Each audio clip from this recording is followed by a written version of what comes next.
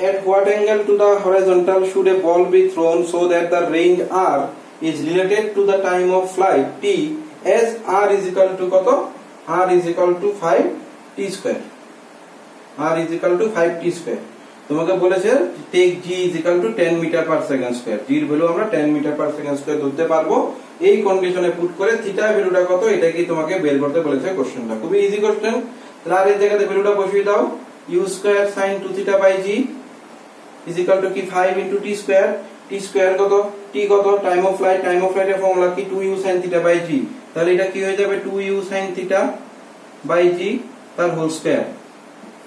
তাহলে এটাকে সিম্পলিফাই করে নিই একটু তাহলে u স্কয়ার সঙ্গে 2 sin theta cos theta by g is equal to এদিকে হয়ে যাবে 5 into 4 u square sin square theta by g square তাহলে একটা g এদিকে কেটে যাবে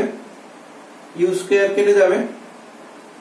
তাহলে এদিকে কি থাকবে একটা sin ও কেটে যাবে sin স্কয়ারের সঙ্গে sin কেটে যাবে এদিকে থাকবে কি 2 cos theta এদিকে থাকবে 20 sin theta by g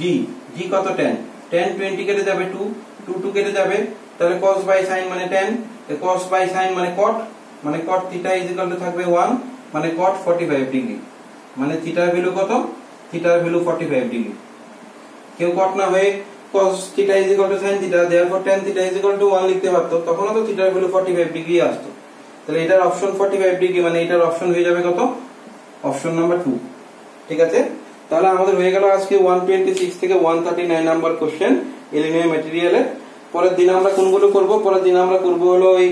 140 থেকে 153 অবধি কোশ্চেন বাই দিস টাইম তোমরাও 140 থেকে 153 কোশ্চেন বাড়িতে একবার চেষ্টা করে রাখবে